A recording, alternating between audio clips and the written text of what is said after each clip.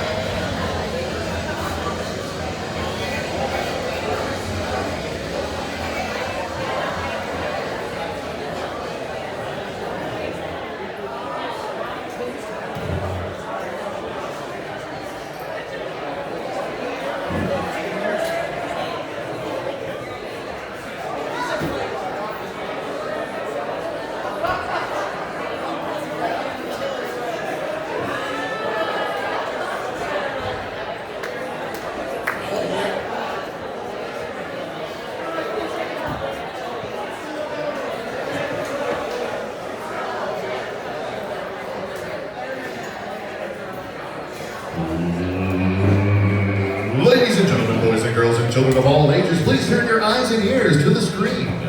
And good evening, good afternoon. Is it recording? Hey guys, we're going to go ahead and get started. Thank you so much for joining us this afternoon. Wanted to call your attention to this video here. I was going to start our presentation to honor Mr. Big G, George Schulz, and I'll let that speak for itself. They don't look like real life. Do you mind if I check? Yeah, go right ahead. That's fast.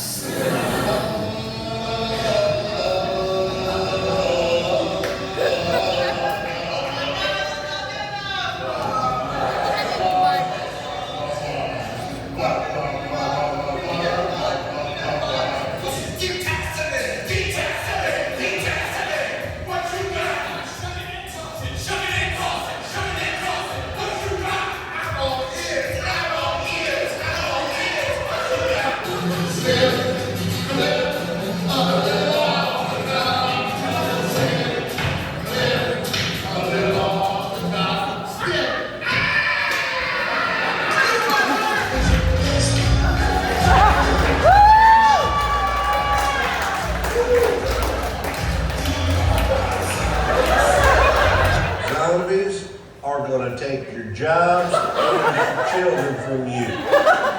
You should stand up for humankind and go out and kill a zombie today. Not tomorrow. Today.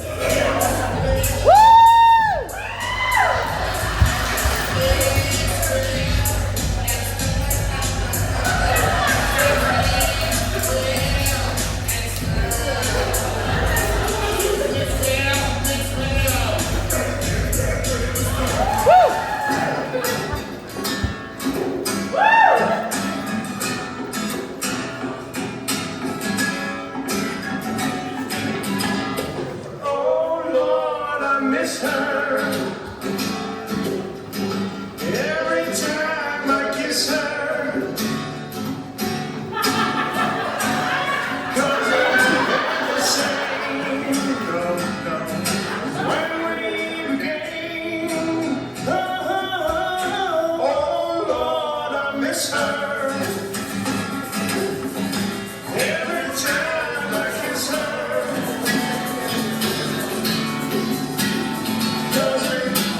Same as when we began.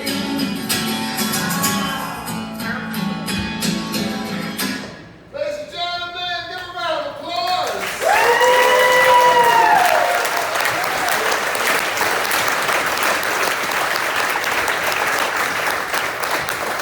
There's a lot of faces in this room that you saw in those videos, and those videos all came out of George's performance career, really over the last decade, doing some items at the establishment with Comedy Sports and GIT Improv. And that, of course, is just one large section of his life, but there were also many other large sections of his life that we're all here to represent today. There's many of us here from his family, and there's many of us here from his college years and from his love affair with theater and his even more despicable love affair with Dungeons and Dragons. And then finally his affair with improv. Those are the four things that when I think of Big G, Big G to me was my best friend. Big G to me was my comedic partner for the last 20 years. And so it's really important to me to be able to put a spotlight on the things that I know he would want to have a spotlight on. And that's his family, his theater, his gaming crew, and his improv crew. Because those things are what made him who he was, which was one big, giant, badass panda full of smiles. Yeah. And those smiles came from those groups, and so it's very touching that there are so many of us here that we had to get out extra chairs. There's so many of us here that we had to stand in the back. Because if there's one thing that I know, as a matter of fact, that George would have wanted, is that people would have gathered together to pay attention to him.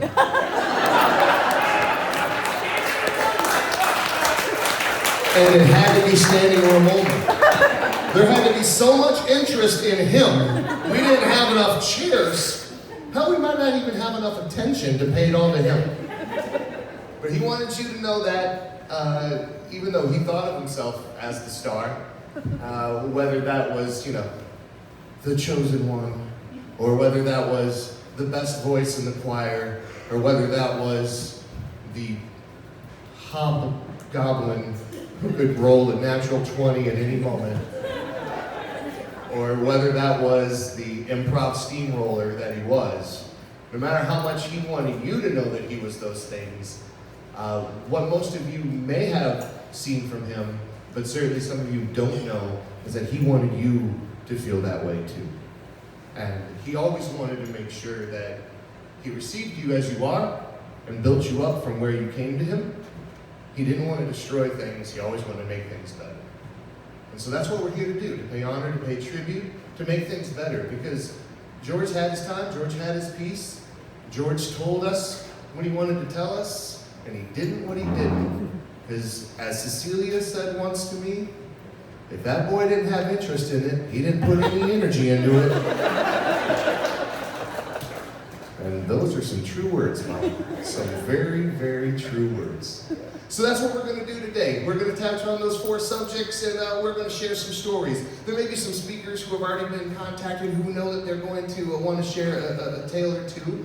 But just as Big G would have certainly wanted things to be, he's going to have this microphone right over here. And this is going to be our open mic tonight, so if you wanted to say something this afternoon on any one of those categories as we go through them, you know, if you're part of the family and it touches you and you want to speak, please feel free to come on up here to this microphone, and you're welcome to share that story, and you can do that at any time as we're talking about those things. Very large man, very large footprint. You knew you had to buy shoes for him. So, yeah, big shoes to fill up here. So, ladies and gentlemen, let's start off then, of course, with George spending most of his time as a young boy. So, family, I'd like to give this over to you. If Cassie or Maddie would like to come up and start us off, I would very much appreciate it. And ladies and gentlemen, Cassandra and Madeline are George's daughters.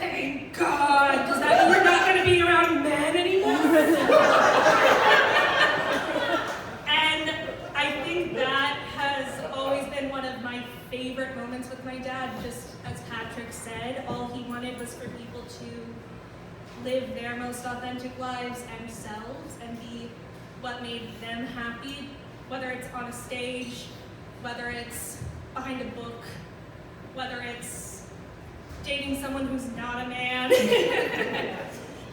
We're really excited to hear your stories, and just thank you everyone for being here.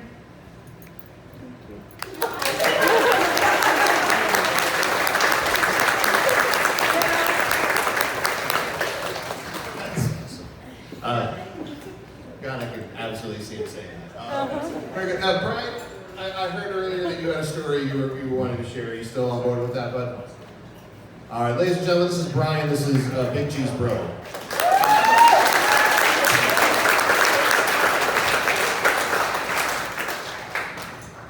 Well, I've been telling this story for a few years now. This kind of originated back. He was in Marycrest for a couple of years. We were throwing a family party out in the garage. Our father decides to ask G, as he looks up at him, he says, the money I'm spending on this college, do you mind telling me what you've learned? So my brother turns around and looks down at me with a big smile on his face, and I'm like, oh boy, here we go. Sure enough, he turns to Dad, and he breaks out in this song and dance number, prancing around the garage, saying, I want to sing and dance, I want to sing and dance, with my silver buckled slippers and my tight, shiny pants. That was horrifying. The look on his face was priceless. And all I could do was try not to pee myself and laugh.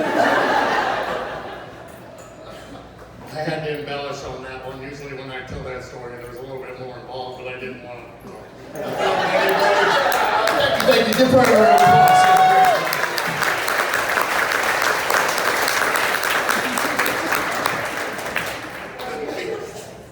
Yeah, thank you for pulling back on that story a little bit. Appreciate that. Thank you.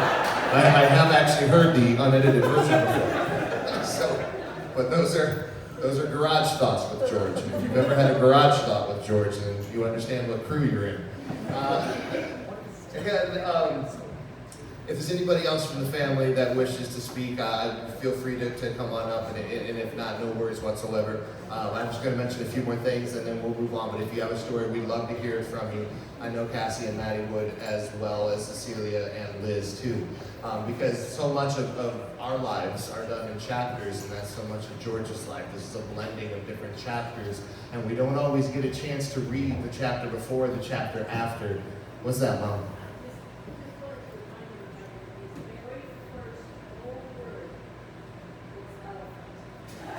So Mom wants you to know, and just, it's Mom, so we got to. Mom wants you to know that George's very first word was elephant. Elephant. Multisyllabic. And I think, though, you had texted that story to me earlier, right? And he was watching Sesame Street. So large, colorful characters that children can't take their eyes away from inspired his first word. Amazing. Because there's that. And so elephant. And I actually told you, I don't think that he was as smart as you thought with that first word. It was just a theater exercise because it had all the syllables in it, and he was elephant. Right? He was really just doing a little enunciation. And you also told Cecilia that George was in a church show, right? He was in the church show, but at that time he was, 10? Right around there? But 10, 11. But had a voice like this. Oh, yeah.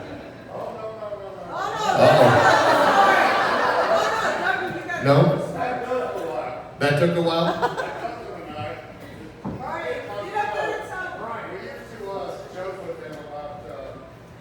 Going into a bar and slamming his big fist on the bar top and ordering milk.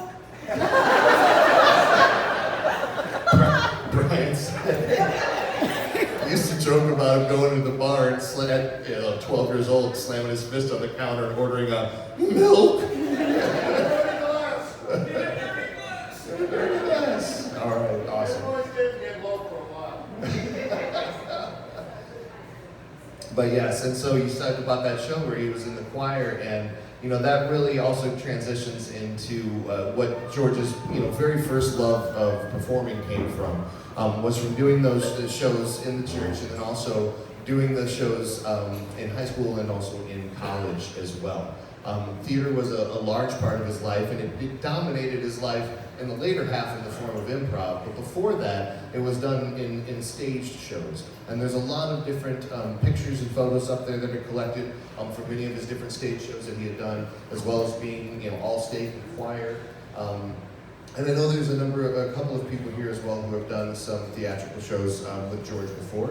So if there is anybody here from that theater category that has a story to share or would love to share one, we'd be happy to have you do that over here. I personally have done 1,000 plus shows with Big G, but none of them have been scripted. I did see him act in a scripted show, and it was, and also at, it was Gulliver's,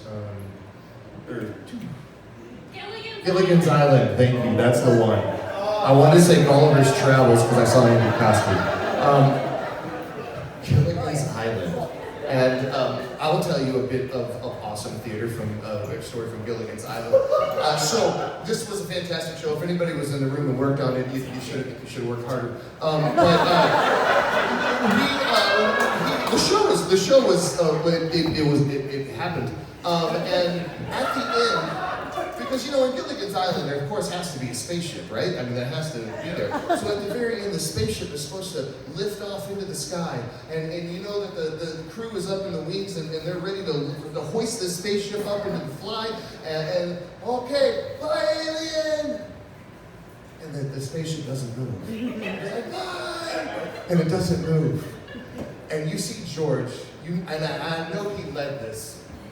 He committed to just watching it go, even though it didn't move. You saw his big hand and his big head go.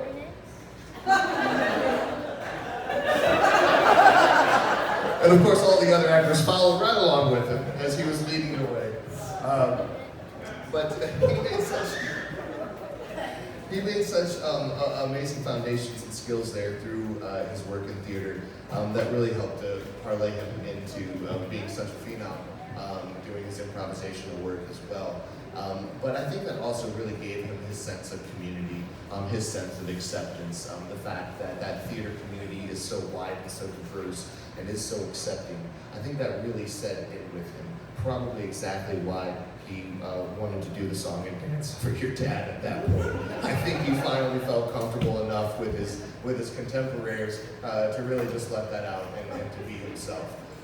Anybody from the theater group wanted to say any other words? I know we've got some former actors with George in here. I don't know if you had a story to tell, story to share. There we go. Yes, please come on up, Mr. Lewis. Thank you.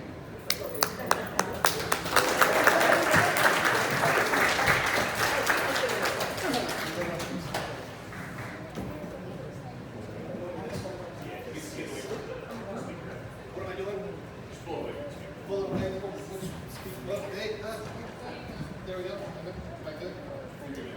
George and I were from the same improv class. And we did several shows together at Circa, mainly kid shows. George was the giant, of course, in Jack and the Beanstalk.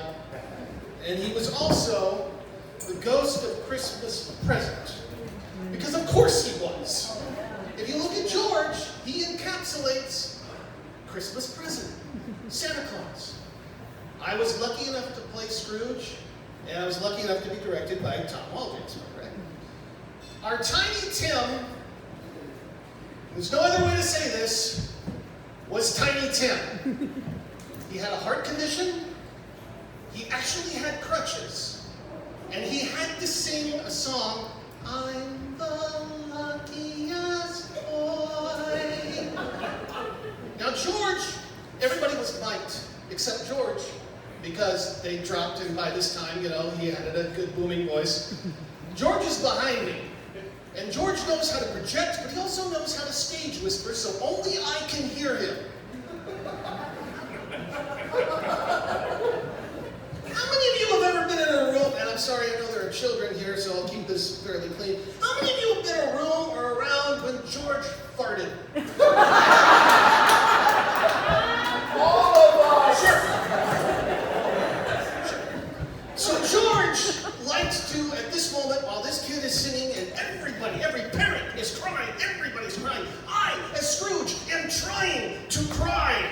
But I got George behind me saying things like, hey Adam, I farted. No, this time for real. One time he really did fart and it damn near killed me. I had the pleasure of being on stage with George, oftentimes when he was flatulent, many times when he was not. And if I know one thing, I know this, and that is, he would want me to come up here and speak as on his behalf, as part of his improv class, but he would also very much want me to bring up the fact that he farted during a live show and almost killed me. Cheers.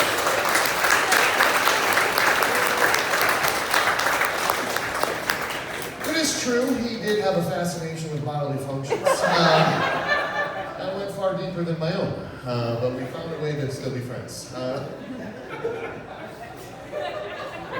And I always felt bad, and Cecilia, I'll say this for you as well, but Adam, thinking about theater, the costumer, the person who had to put George in an outfit, they probably wanted to quit. I know I had to certainly purchase different jerseys for him for comedy sports throughout the years, and it was always a struggle, because that man, he really could be unique in any single way that he wanted to be. Any other theater stories, any other memories that you guys wanted to share at this moment? Thank you, my friend. Appreciate it. Mr. Come on. Hi, I'm Tom.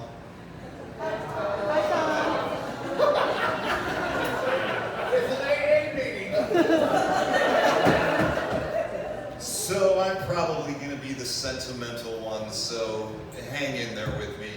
I think I fit every category that he just said. We're not blood related, but man, Shelly and I, we grew up with George.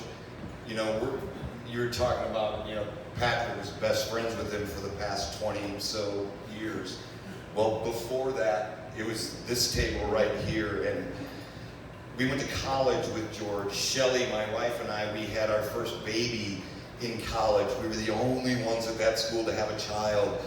When we had class, George would help watch her for us. He was always at our house. And our kids loved him, especially Bristy, our oldest. We loved that guy. I mean, we grew up together.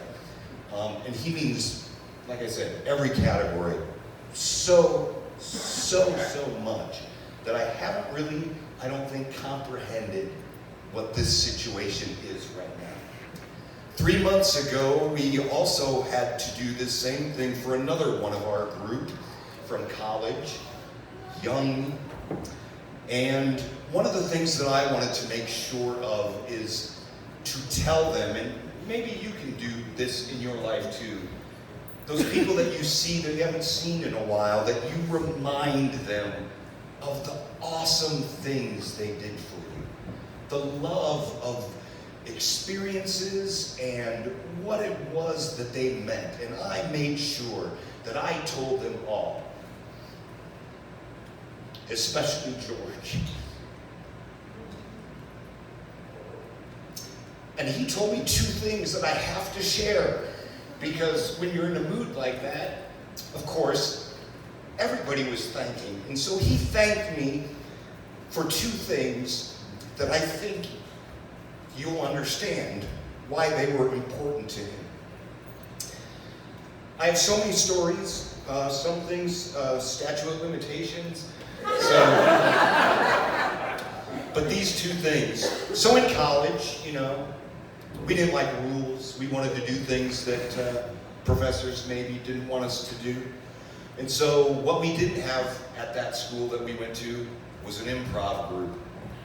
George had only done scripted stuff before, and I begged him, because I was starting it up. I said, man, you gotta join this. There's like 10 of us, I think, that were there. And he was just so reluctant that no, man, I need the words, blah, blah, blah. And I begged him. So I said, come to the first one, watch, see it is, you know, what it is. So he did. And eventually he started getting up. And just like he did with scripted things, I mean, you all know George. He had a great sense of humor, he could dance, he had rhythm, he could sing.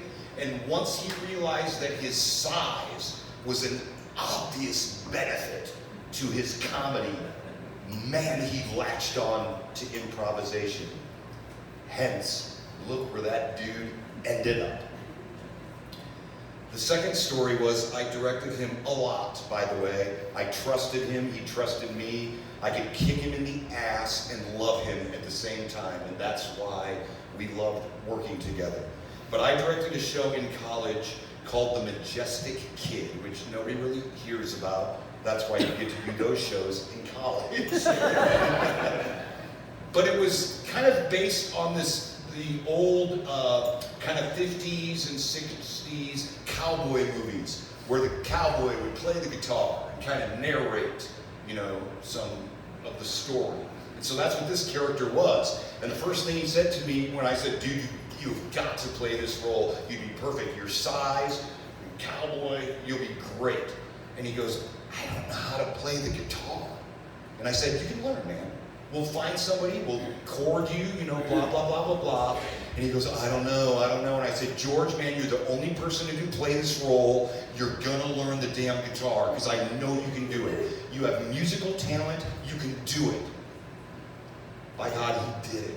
And when I saw that guitar, and knowing what he did with that improv, and then he thanked me again when we did this for our other friend. Those were the 2 things that he wanted to thank me for encouraging him to do that improv group and encouraging him to play the guitar. Because man, look what he did with those, and I knew he could do it. I love that dude so much.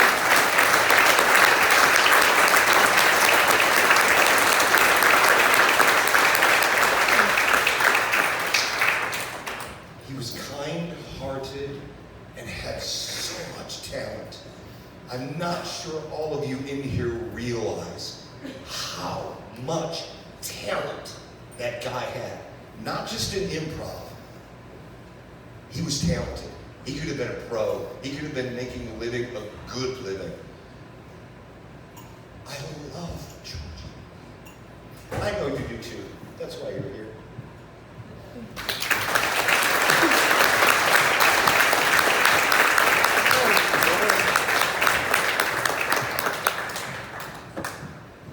Yeah, so he took those gifts. He did. He took those gifts and he took them with him every day and everywhere that he went to. He was playing. I remember one time we were doing a show in. So you're welcome to come up, friend. We're doing a show in St. Louis, and we were at the bar in the hotel before the show, and some guy was there at the bar, and he looked. George had his guitar with him. He said, "You play that thing?" He goes, "Yeah, dude." He goes, "I don't believe you, man." And George said, "Pay me and I'll play it." Sure enough, man, the guy whipped out $40. George took that guitar out, started playing, started singing, but it was a song that he had never heard before, and he made the song up about that guy. But I mean, anywhere at any time, he would drop what he was doing, play that guitar, and sing a song for you. Absolutely. Do you have something you want to share about? Please come on. So apparently there's been some mistaken idea about George's vocal development. I just want to clear the record here. The first time that I met George, we were in high school, but we were young in high school. And our schools, we didn't go to the same school. We went to two different schools who just happened to get together to do the Hallelujah Chorus and some other stuff from Handel's Messiah, and as a big group. And George, as it turned out, was seated behind me in the rehearsal for this. And so when they began the rehearsal, the conductor begins music. I hear this voice from behind me. Everybody else heard this voice too, and it was not a deep, gravelly, voice. It was not, but it wasn't big. George always had a huge voice. He sang in a stratosphere. He could hit notes that I, to this day, could never dream of hitting. His talent was beyond belief, and he just stunned me that day. And I never forgot him. When I got to college, and I met him again, I immediately remembered, how he did it, but he was a bass player. so his voice was very different, but just absolutely enormous. And he also grew several inches in that period of time. And his hair used to be like carrot top red, and now, of course, not. But when I first met him, he was only a little taller than I was, really. But he had this gigantic voice, and this talent never. He never just relied on his talent, I should say. George worked his butt off all the time to make sure that he was the best voice that he could have, the best that he could, performance that he could give. And he demanded that out of everybody he worked with. He did not put up with other people slacking off on the job, I'll tell you. Because, well, he didn't put up with me. But he kept us all so energized that we just kept pushing each other to get better and better. And I think a lot of us here would not have what we have now to rely on, if it was not for the incredible encouragement that just being on the same stage with George gave us. He was amazing.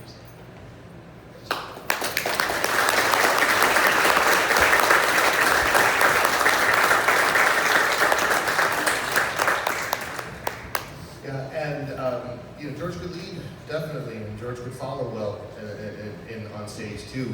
And those skills also certainly came from another thing that he was very passionate about, which was role-playing, which was Dungeons & Dragons, gaming in general. I mean, he had a love affair with Dungeons & Dragons, second to none, but he really would pick up almost any game and play if you had the time to do it. But boy, man, was he fascinated with Dungeons and Dragons. I remember the last, it's probably about a month ago, he said to me, he's like, Patrick, I really got a problem, man. And I mean, I knew he was already hurt and things, and I thought, oh my God, what else? He's like, I really got a problem. I'm addicted to this show on YouTube. It's called Critical Hit. Critical Role. Critical Role. He's like, I got a problem. I'm like, well, that sounds like it's not harmful. He's like, no, you don't understand. The episodes are 4 hours long. I'm on episode 48. He's like, there have been weeks of my life are gone to this show. Because that is how much he had such a view of, he had such a fantastical imagination, and also the Dungeons and Dragons provided this sort of escapism. I always found it hilarious, and I used to give him so much crap. That every character, because if you don't know, right, in D&D you can choose who you are, right?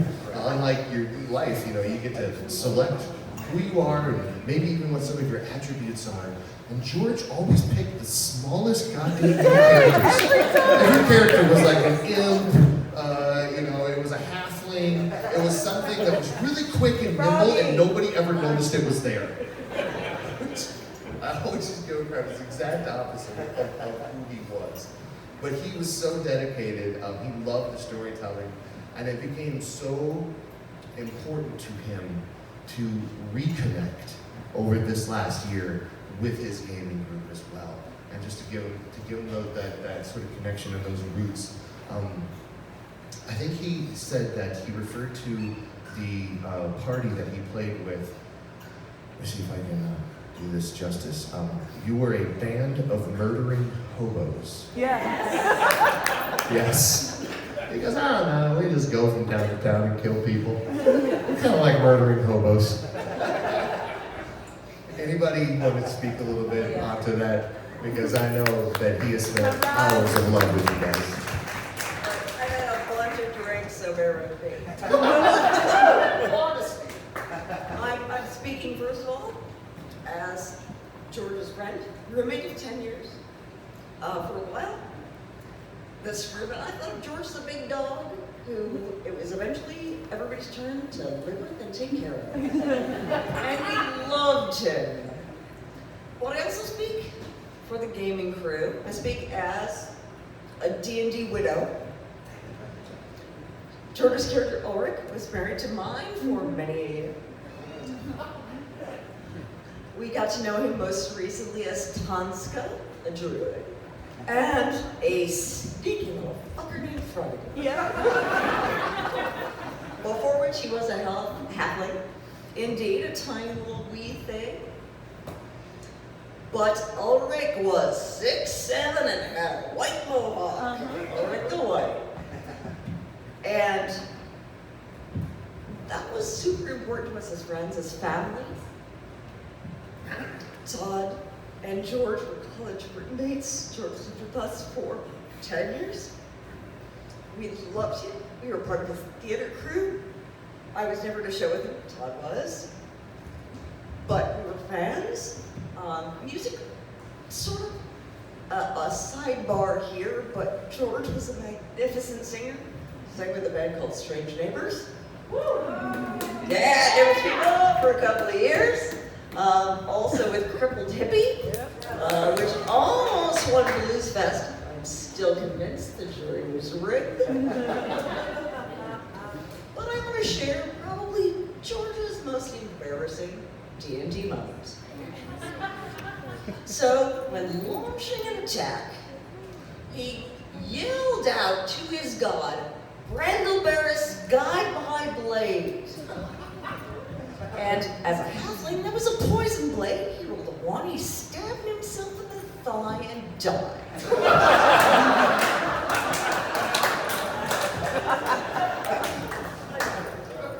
We also knew George as the Emperor Valdi. In fact, our entire group together, an older character of his, that united basically now sort of 3 generations of D&D players. And I know I don't look like a D&D player, and George maybe did either, and you might have thought it was super geeky. but he was acting in another way, and George loved it in just the same way he loved performing in every other thing. I love George. We never knew him as Big G. He was George to us. And I'm so glad you're all here. Thank you.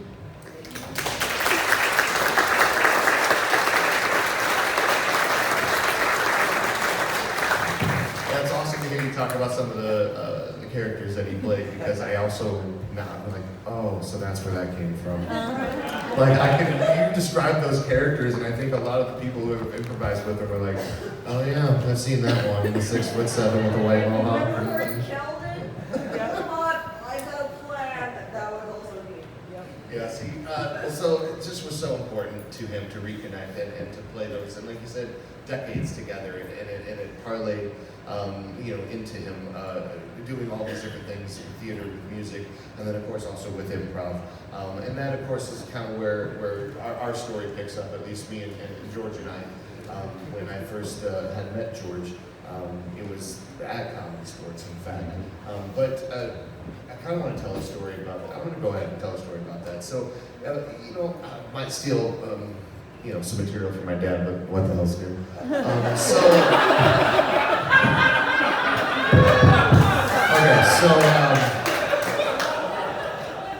The first night I met George, though, I didn't really meet him until after the audition was over. It was at Comedy Sports auditions. But I did get a phone call before I ever saw him. I got a phone call, and it was from a lady, and she said, yes, I am calling. Are you having an audition? Yes, we are. I'm calling, I don't want to audition. It's for my son. So I was curious, how long is it going to last? What sort of things do they need to do? What does he have to have prepared? Okay, and you're at 1818 3rd Avenue? Okay. All right, well, I'm going to send my son down there then. I hope he does well. All right, so, okay, and the audition goes on, and there's 40 people there, and there's, a group of like 8 or 10 that get into the training aspect, and one of them is this giant dude, right? And when I first met G, I think he was an inch taller, and I think also at that time he had like 18 inches of hair. I mean, it was down to the middle of his back. It was braided. He had on like a biker's like a skull cap kind of thing. And so, anyways, as we're getting to talk to him afterwards, hey, congratulations! When can you get together? You think Tuesdays are gonna work for practice? He'd be like, yeah. Did my mom call?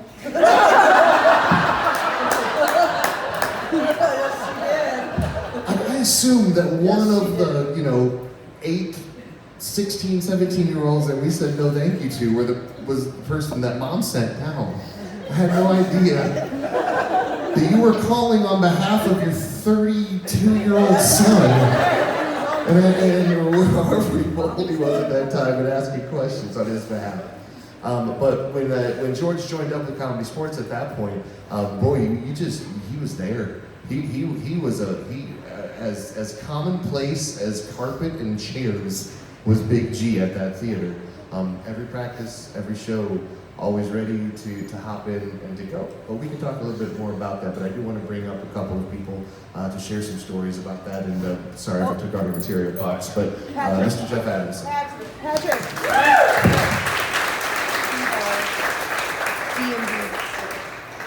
If you want to, please. No. Oh no, now's your time. Yeah. Come on. Now's your time. Because trust me, this guy doesn't show up. So now's your time. Thank you. We're going to appreciate you. Thank you. Those of you that don't know me, my name is Mike Rebar. Sorry. There we go. I don't do this much. Anyway, I'm Mike Rebar. You might have heard him referred to me as Papa or Papa Rebar. Yeah. I was his DM in college. And I met George in the fall of '87. And I had graduated, I got out of the military the year before. I got my associates, so I was transferring in as a junior to work on computer graphics. And I met Todd, George, and Tom and Shelley, and we started playing D&D. And I had started before I'd gone in, so I introduced them really into the game, and being ex-infantry, I taught them a few squad tactics. So they used those, and being the improv and the theater people they were, they took advantage of it. And the dungeon started having to get harder and harder because I'd make the best laid plans, and they'd wipe them out in 3 rounds. And it's like, oh, hell no. So I went to I'm going to tell you, the Kelvin, I got a plane straight. So it would get worse and worse, and and of course we were playing a lot back then. I remember one time after we were doing a show, and we were building a set over Christmas, and we actually played for like 3 weeks straight, day and night, on the set, while it was spring, or it was a spring break or Christmas break. So we were really playing a lot, and so I got this, we were going to do this really big attack, and I had a creature called a Merilith, which is a type of demon based on Indian mythology. Think the body of a woman with 6 arms and the tail of a snake below, and she had a weapon in every hand.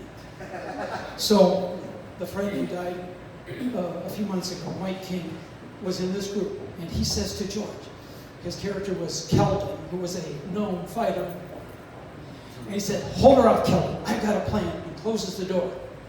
Keldon's there by himself facing the 6-armed demon. And so I start rolling 2 hits on him, and what he doesn't know is that one of those 6 swords is a weapon called a vorpal sword. And if you roll high enough on the 2 hit, it takes the head off. And I rolled an edge, which is a 20. So off goes his head, and George goes, and of course he took it like a trooper. He was a good man, he took it like a trooper. And but then it became a running joke after that. Hold her off, Keldon, I got a plan. Somebody's gonna die. And that was George, and it was really good. But there's a couple other things I'd like to tell you, because outside of theater and outside of D&D, we were also friends, and we did things.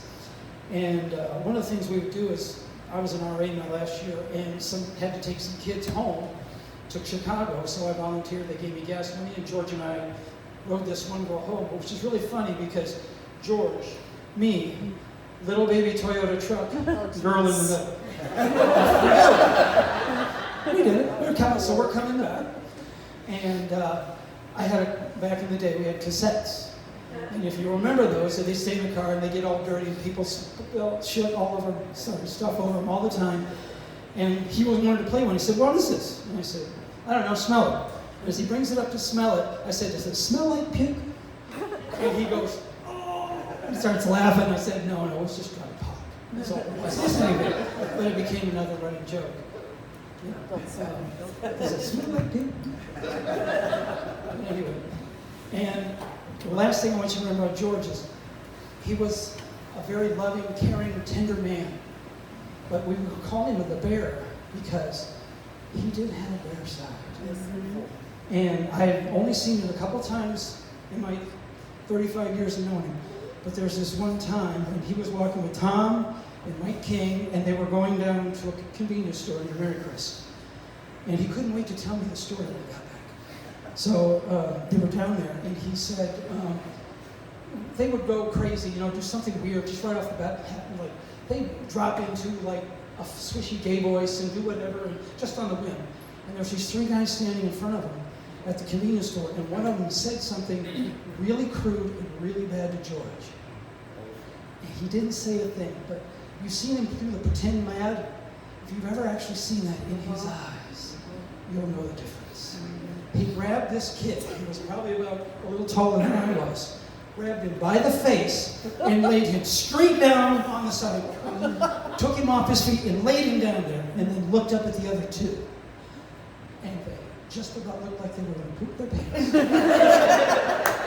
And then they all walked in, they got their stuff, they walked back. And as soon as he got back to the doors, he couldn't wait to run and tell me the story. He just loved it. So, good man, George. That's what I love about him. He was such a teddy bear, but he didn't know a lot of business. Thank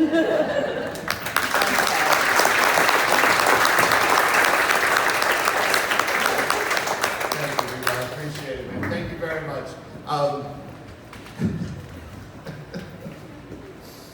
I've seen that bear side of George a couple of times too. Yes, I have. So again, tell next story, transitioning over a little bit into his improv section, Jeff Adams. Thank you.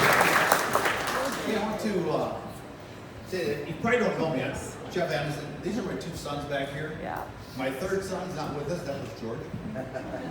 And George was always at our family functions, and it was going on, and we'd bring George in, because George was just part of the family.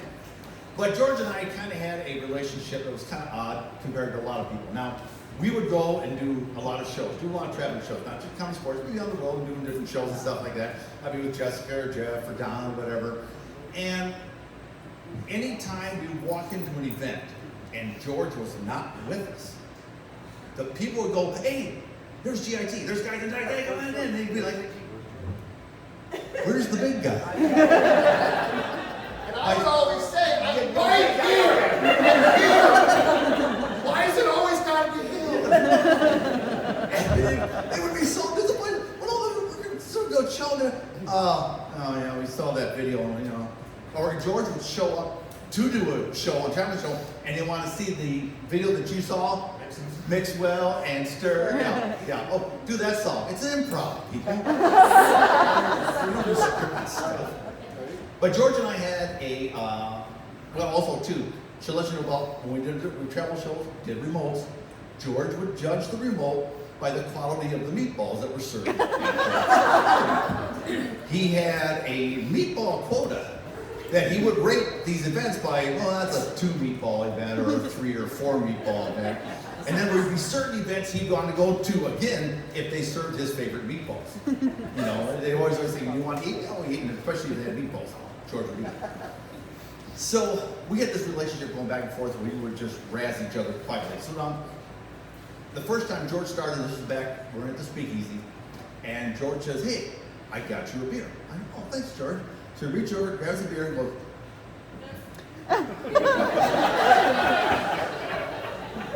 so I grabbed a glass and I poured it in the glass. And so this went on and on. He wouldn't acknowledge the other one's slant, but then he would order a slice of pizza. It would come from Huckleberry's, a nice little box. I would grab the slice of pizza and from the side, take a bite out of it, put it back in the box.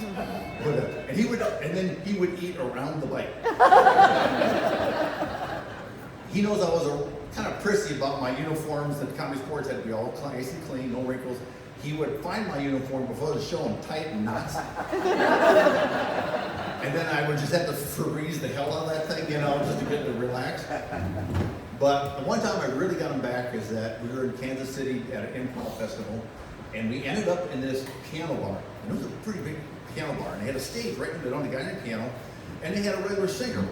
George, because he has this ability to influence people, walks up, tells the piano player, can I get up and sing a song? And of course the guy's like, yeah, sure. You know. So he gets up, he does a song, nails it, it's great. Okay. So I go to the bar to get a beer. I come back, and he's in the corner with a guy the same size as him, wearing a spangled dress, earrings, and a wig. George or the guy? The guy. I never saw George this nervous before in his entire life. He was up against the wall, and he's like, and this guy's like, somebody, and he's telling about, he's singing, oh my God, you know, I'm just nervous. And I walk by him, and George looks at me and gives me that I need help look, like, and I went.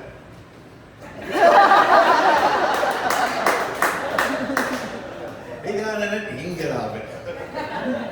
So what I want to do is I want to toast George, and I want to start this off with, it's not a good show unless they have meatballs. And your job is, I'll start it off, everybody yells meatballs. So grab a drink, run your tongue around it, or you don't have to. Let's raise a toast to George. It's not a good show unless you got meatballs! Thank you so much.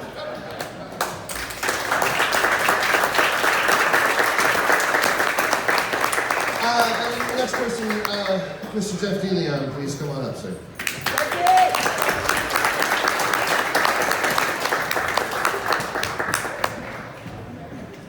Jeff and Big G have performed together as many times as anybody else I could ever think of. I'll let you share your story. I was in a van when George farted once. And I'm not religious, but I saw God. And the meatballs thing is true because I remember they did a show in Dixon, Illinois, and they came back, and I was like, how was it? He's like, we had our fill of Dixon balls. yes over that. Yeah, similar to Patrick, George came into my life with improv. I just moved back from Chicago, and the first thing Patrick says to me is like, "You gotta see the big guy. You gotta see." Like, he blew through training. He's in the show. You gotta see him. And so I remember being in the green room that first show and seeing him walk in, same long hair and everything. And he walks up to me and he's like, "Let's see what you got, Chicago." "Let's see what you got, PV." Because that's all I knew is that he went to Pleasant Valley at that time. And it was just instant chemistry on stage. And I think in that first year it culminated. We could have dedicated one quad to pro wrestling because George is a huge pro wrestling fan. And before a show, we're captains of the teams, and he's like, "Hey, can you high cross body me?" And that is when the individual runs, jumps parallel to the ground, and hits the guy and takes him down. And I go, "Yeah, I can high cross body. Are you going to catch me?" And he goes, "Yeah, I'm going to catch you." And I was like, "All right, man." So we get up there and he starts talking smack, and I'm like, "Don't push me, don't push me." So I turn and I run, and in one motion, that man caught me, turned, slammed me into the wall, turned me back, and dropped me on the stage. all is Tom Hall, Jasper, all safe. He protected me. His hands hit the wall, not me. When he dropped me, it was off of his leg, and I rolled, so it was stage combat to a T, and I crawled back to my bench. In the intermission, I'm like, "That was really fun." That was cool. And he goes, "It's all gravy, baby. We're telling a story." I go, "What do you mean we're telling a story?" And he leans in, he goes, "Because we come back in the second half, you're going to super kick me in the face." "Can you super kick me in the face?" Yeah, dude, I'll super kick you in the face. So the second half starts, and G comes out, but now he's all ego G. He's full of himself, and he's talking smack, and he's kind of yelling at his own team. And he turns around, and boom, I super kick him in the face. He turns, hits the wall, and collapses to the ground. G going to the ground is not an easy thing, but he did it, and he sold it. And then the best part was his teammates came to drag him back to the bench, and then they just left him. But I hope you find somebody in your life creatively who looks at you with the same love in their eyes as G did when he asked me to super kick him in the face. The second thing I think everyone needs to know is obviously he was loved in the Quad Cities. He was loved globally. With comedy sports, they're across the world now. And we had a championship, or a show in Milwaukee that we had this group called the MOC. And I got to perform with George with CSZ, with GIT, with MOC and 309, because we only do shows with 3-letter acronyms. But we were this pro wrestling group that was invading improv, and there was this room full of people, and we were doing this game called Serenade, and George sneaks to the back and comes back out. We don't know what he did, and we asked for a style of music, and they said like Latin, spicy Latin, and so they played this canned music, and it started with this trumpet flare, da da da da da da da da da da da. And George steps forward and he has a tambourine in his hand. And he smacks the tambourine and brings it all the way down. With the shimmy, and the room broke. Just because this big dude, he was so lithe and so quick in his movements. And everybody loved it. And my last great memory of G was, and Jared Cannonberg is here, he wrote this great tribute on Facebook to him, of this evolution of George, of all of us, at least in the improv world, that got to know him. Because when he started, he was affectionately and sometimes non-affectionately referred to as a steamroller. Because he expected your best, because he was giving his best. And if you didn't give your best, he was going to roll over you, take over the game, and make the game the best it could possibly be. And sometimes shows needed that. Sometimes they didn't, and sometimes they did. And when we were wrapping things up, we didn't know yet, but we were wrapping things up with the establishment, George wanted to become a minor league coach. Like, he wanted so badly to teach. He wanted to train. And I was in the back of the theater, and the minor leaguers were playing, And he was back there, what I can equate to you coaching kids. Like he was back there just pacing, watching them, and enter, yes. He was the loudest laugher, he was the biggest clapper. He was cheering them on, and I thought to myself, the steamroller's been retired. He's the panda. Like he is trying to raise everybody up to his level. He's trying to pass on what he loved and what he learned, and he has mellowed out. And I think two things are major factors in that. Started working at the dispensary. That would be a little part of it. But the other was Liz. Liz came into his life, and knowing him as long as we had, he just wanted someone who accepted him for everything. The good, the bad, all of it. The farts, all of it. And she showed up and did. And just loved him for him. And he just calmed down. And he started to just love everything, appreciate everything. And you definitely saw this evolution of him. And I'm so glad we got to see that final form come out. And the last thing I will leave you with was a story I reminded Patrick about. Oh, good. So GIT was hired to do a show in Dubuque for this couple that got engaged at Comedy Sports. So they got engaged, they had a baby, and they got married. And they reached out to Jeff, and they were like, hey, we want GIT to play our reception, it would be so great. And he's like, but we want these three people, because we were in that show. So Jeff lined up, he's like, it's gotta be you three. So like, great. We get there, we do the show goes gangbusters, we get done. And the bride and groom come up carrying their baby, introduce them to G and Patrick and I. And we get up there, and there's a rule in comedy where you build on things. Like, it's the rule of three, and it's gotta get the most absurd against the three.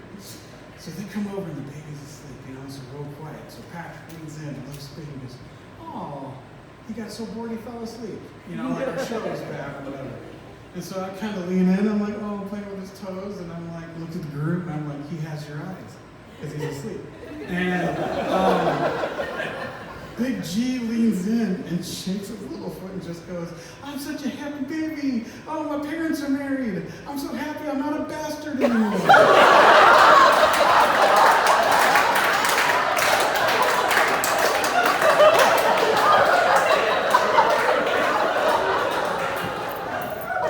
That's the reaction I think he was hoping for. Patrick made this noise, which I'm sure Christy and his family knows. It's this high-pitched, and it's this laugh of, oh my God, what the hell did you just say? We are representing a company right now, and I'm going to laugh and play this off like this is a bit and we thank them, and we leave, and we're walking out into the lobby, and Patrick and I get out, and simultaneously turn to George. And before I say anything, Patrick says, you're not allowed to say words anymore. You're not allowed to. You don't get to talk. And George just put his hands like Macaulay Culkin in Home Alone and goes, I don't know why the hell I said that!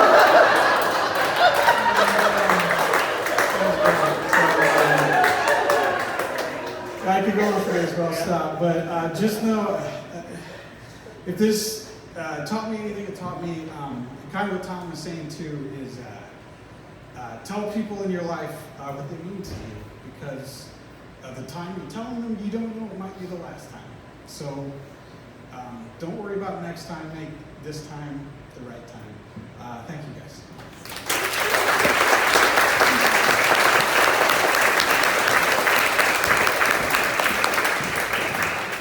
Yeah, there are so many great stories and so many great memories, and not enough time to share them all. If there is anybody from the improv section that has something that they would like to say, you're more than welcome to come on up. But I said you reminded me of a story, JD, and that was also that same monster comedy trip that we took to Milwaukee. I mean, obviously George was the largest of us, then I'm pretty small, and Jim's pretty small, and then Fred Larson here, our other MOC member, he's tiny.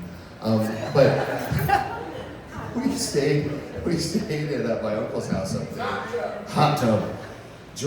When George got in the hot tub, nobody else did. Water went up too high. That was the thing. Nobody else could get in. But drinking Miller High Life at like 9 a.m. in a hot tub. But that was also the time where we were about ready to go on stage as the MOC, and everybody's there, and we're all, we got our chains on and our leather jackets because we're supposed to be bad guys. And right before we're introduced, Fred leans into George and says, "If I poop my pants on stage, will you cover me?" and he did cover Fred.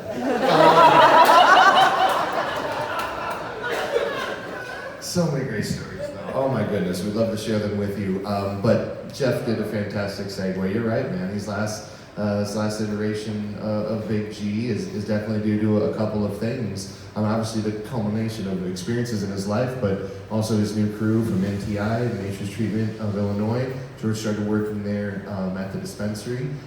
If you are here, you know about George and cannabis. Not a surprise.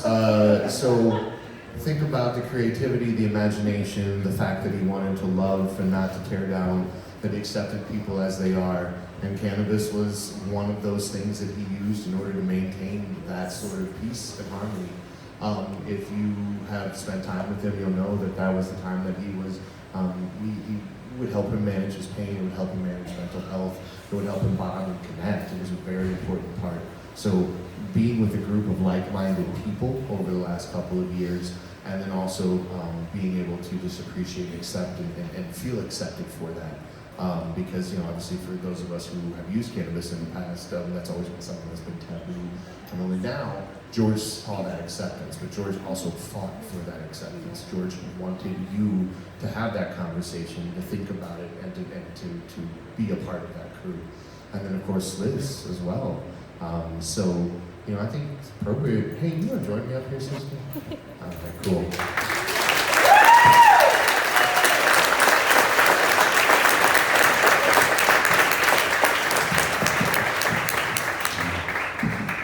Wow, what a day. I have notes. I sent Patrick these notes, and I said it might not be appropriate, but here's the outline. Everybody's mentioned farts. Has anyone experienced a Big G Dutch oven? Boom.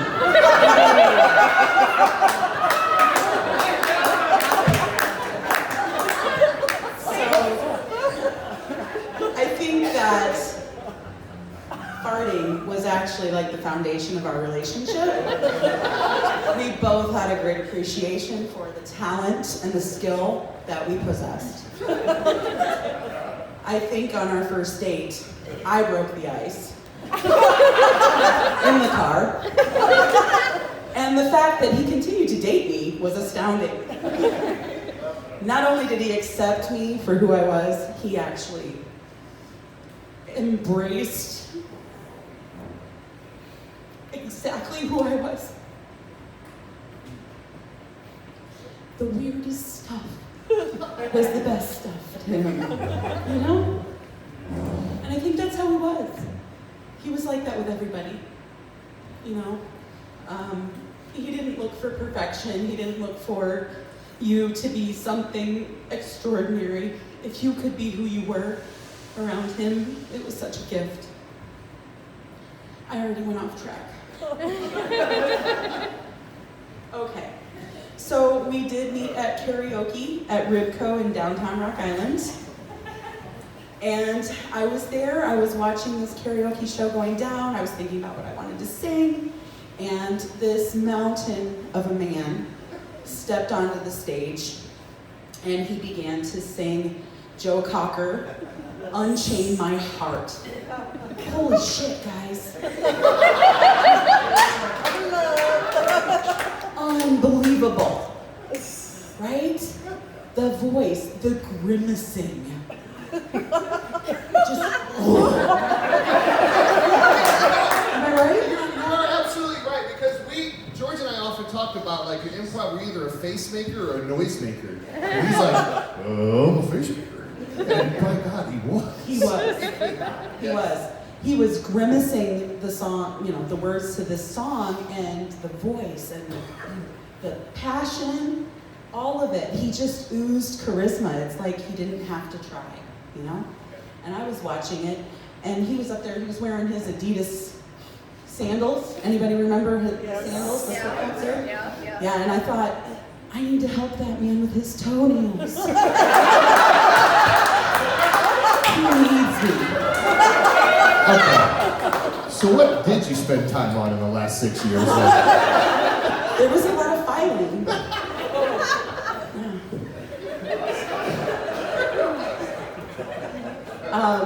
So I was immediately attracted to his charisma, his talent, all of that you all are attracted to as well, you know? Don't forget uniqueness and charm.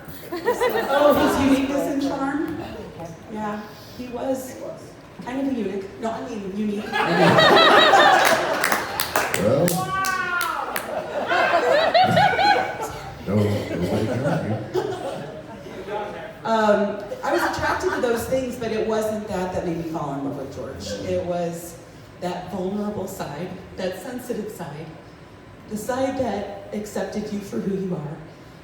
All of those things are what made me fall in love with him. And it's funny that you guys mentioned him being kind of a dog that you took turns taking care of, because he said that to me. He said, I'm the shaggy stray, and you've taken me in. And it's true, I pet him a lot.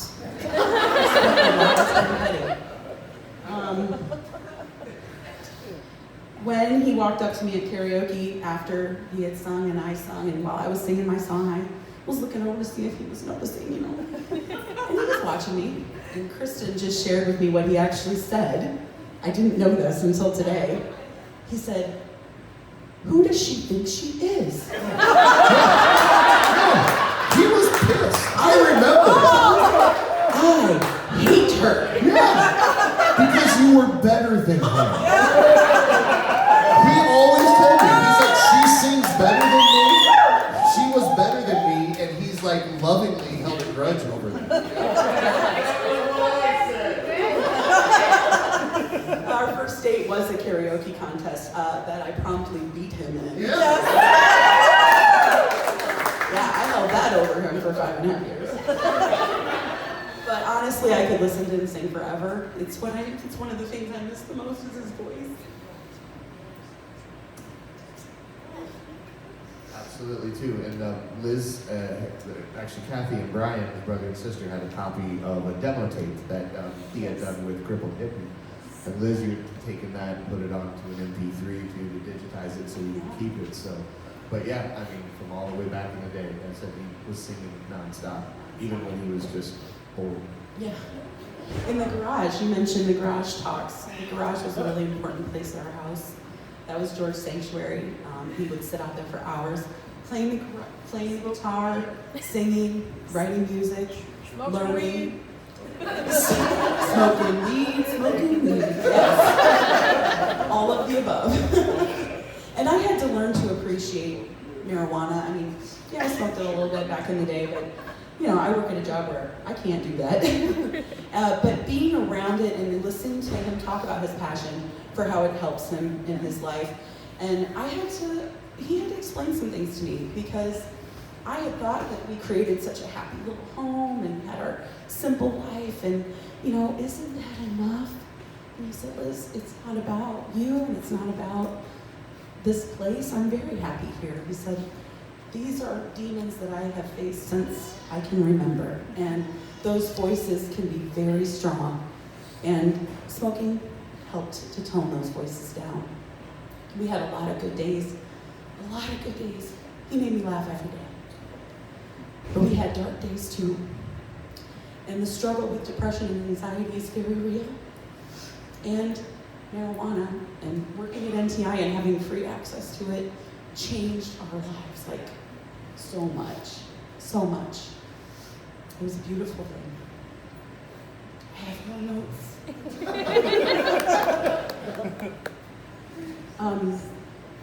G was a wordsmith, and I mentioned how he could make me laugh every day.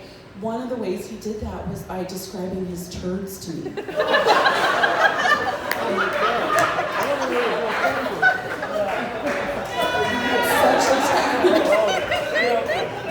you get texts about turds too? No. Okay. Just I set boundaries. I insisted upon these. Some of my favorites I'm going to share. It's like I said, it's not appropriate. Some of my favorites, he told me one day that the size and consistency reminded him of that of the arm of a small child. That one I was in a work meeting and I lost it. The other one was one day he texted me and he said, it looks like an anorexic squirrel with alopecia.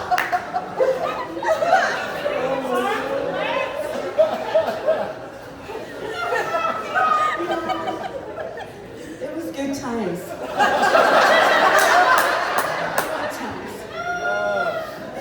And those of you that know George well, you probably know that he definitely cheated on me all the time with chocolate cake.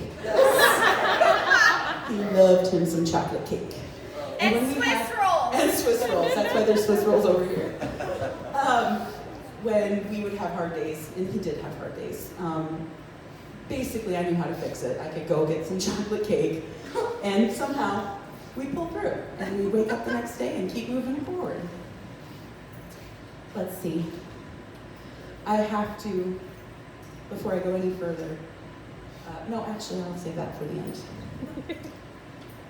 We took a trip to Florida, we took a trip to Arizona, we took a trip to Michigan to visit Doug and Peggy. We had a great time. We've taken several cross-country road trips, and George drove the entire way. He never had me drive. And I would ask him over and over again, honey, do you want me to drive a little bit? Like, and he's like, no, it's all good. Finally, I kind of started getting like, do you think I'm a bad driver? What is going on? And he goes, no, I just know you'll move the seat forward and then I'll have to try to figure out how to get it to the right setting. The right Make this up. He used to break seats. The seats couldn't even go to the setting. In order, like somebody thought it was a good idea to get him a Honda Accord. But I remember that thing, he literally broke the seat off the rails so he could push it back far enough so that he could sit in it. Yep. That was our first date car. Yes. Growing up, all the cars he drove, all the spare tires were always behind the driver's seat because he snapped the back off. When you did it,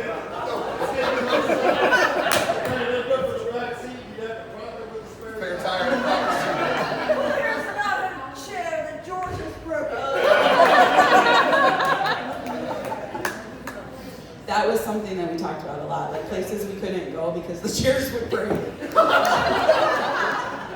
Planning, you have to plan. Kind of coming back to you guys talking about D&D. This last time, this reunion that he's been playing online with you guys every other weekend. So happy. He just talk about it for hours, you know? It really, really is a blessing. That reunion that happened and Todd being the DM and playing with Mike, all of you guys, you were so important to him. He never played the role of a bard. He never created a bard character. Why is that? Because it's role play and it's fantasy. He was the real life fucking bard. Yes. You know? He was living it. He didn't need to role play that. I have found, I've got three last things here. I have found, and I didn't realize it until talking to some of you after going through this. But creating a safe space for George was part of my life's purpose. And so being here right now and knowing that I did accomplish that at least it helps heal my heart.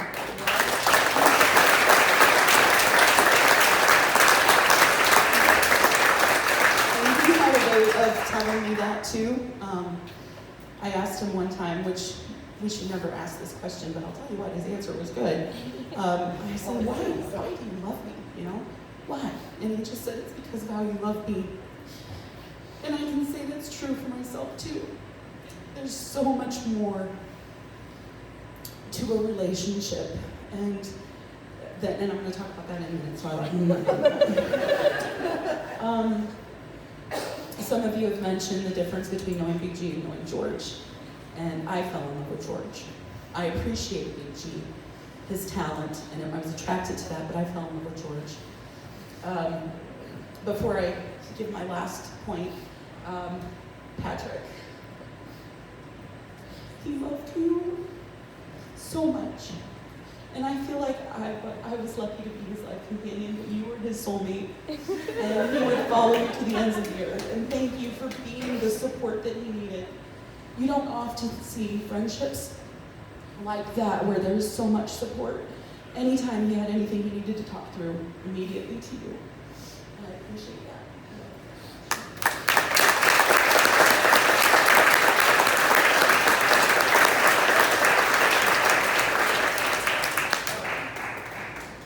What I've learned about relationships from the time I had with George. Number 1, let your freak flag fly. Don't waste your time on anyone who doesn't appreciate exactly who you are, especially the weird stuff. Then turn around and give that appreciation right back to your partner. With George, I was 100% safe and free to be me. My quirks and idiosyncrasies were encouraged by him, not made fun of. He literally leaned into my weirdness sometimes, you know? Give it to me. Number 2, walk away from potential arguments and just go look at puppies together. It works.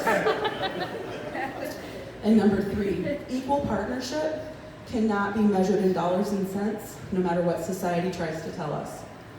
What price can you put on contributions to a relationship such as daily smiles, laughs, bear hugs and cuddles, a cleared windshield on a snowy morning, delicious hot meals creatively concocted by a true stoner,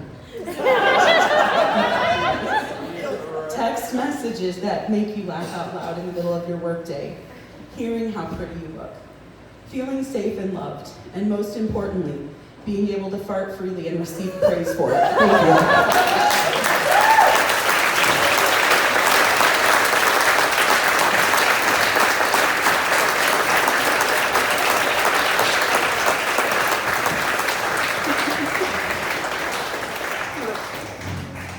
Ladies and gentlemen, we are going to conclude today with the way that I know Big G would like to go out. All of you on your feet, giving him a round of applause. Thank you so much for joining us, ladies and gentlemen. Love you all.